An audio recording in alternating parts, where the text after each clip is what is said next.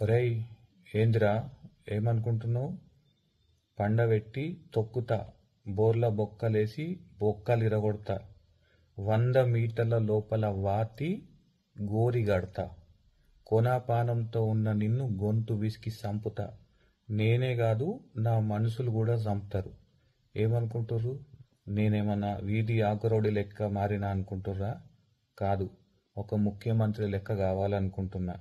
ఈరోజు రేవంత్ రెడ్డి గారు తెలంగాణ ముఖ్యమంత్రి మాట్లాడినటువంటి ఒక సుదీర్ఘమైన ఉపన్యాసంలోంచి మచ్చుకు కొన్ని పదాలు మీకు వినిపించిన. పదాలంటే కూడా చిన్నగా తప్పవుతుంది, అవి తిట్లు.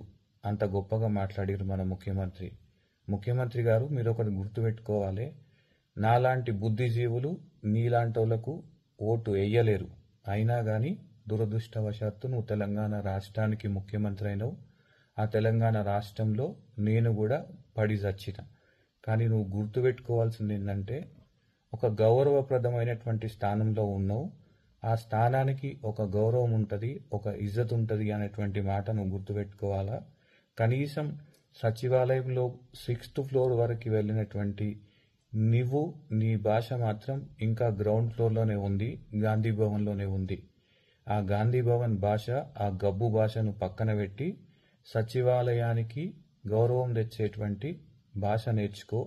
ఇప్పటికైనా ప్రతిపక్ష పార్టీలో ఉండి ఓ 4 హెడ్లైన్ల కోసం పాకులాడే ఒక ఆకురౌడి భాషను లేదా ఒక చిన్న కార్యకర్త భాషను మానేసి కాస్తో కూస్తో తెలివి ఉండి అధికారంలోకి వచ్చినటువంటి ఒక వ్యక్తి భాష నేర్చుకుంటే నీకు మంచిది. తెలంగాణ రాష్ట్రంలో ఉన్నటువంటి నీ కింద ఉన్న ప్రజలమైనటువంటి మాకు కూడా కొంత గౌరవంగా ఉంటుంది.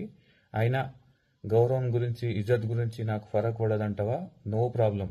సచివాలయం వెంటనే ఖాళీ చేసి ముఖ్యమంత్రి కుర్చీ పక్కన పెట్టేసి గాంధీ భవన్లో కూసో, నీ పీసీసీ పదవిలోనే కూసో. నువ్వు అన్నట్టు వారంకి 1 రోజు కాదు, వారంకి 7 రోజులు కూడా రాజకీయాలు చేయొచ్చు, అడగోలుగా మాట్లాడొచ్చు. లాస్ట్ 4 ఏళ్లలో నువ్వు చేసినటువంటి మాటలే మళ్ళా కంటిన్యూ చేయొచ్చు. అది గుర్తుపెట్టుకొని నువ్వు ముందుకు పోతే మంచిది. ఇప్పటికైనా కానీ ఒకటి గుర్తుపెట్టుకో, ఒకటి నీకు గుర్తు చేయాలనుకుంటున్నా, గుర్తుపెట్టుకో కాదు.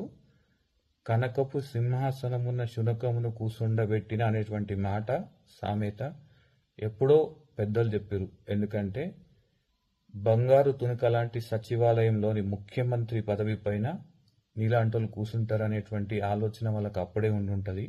కాబట్టి నీకు అర్థమైందనుకుంటా. నువ్వు కనకపు సింహాసనమున కూర్చున్నటువంటి ఎలాంటి వ్యక్తివో నువ్వు డిసైడ్ చేసుకో. ఆ సింహాసనానికి ఒక ఇజ్జత్ ఉందనేటువంటి మాట గుర్తుపెట్టుకొని దాని మేరకు మసులుకో. తెలంగాణకైనా కాస్తంత గౌరవం దక్కేటట్టు చేయి. ముఖ్యమంత్రి గారు, నమస్తే.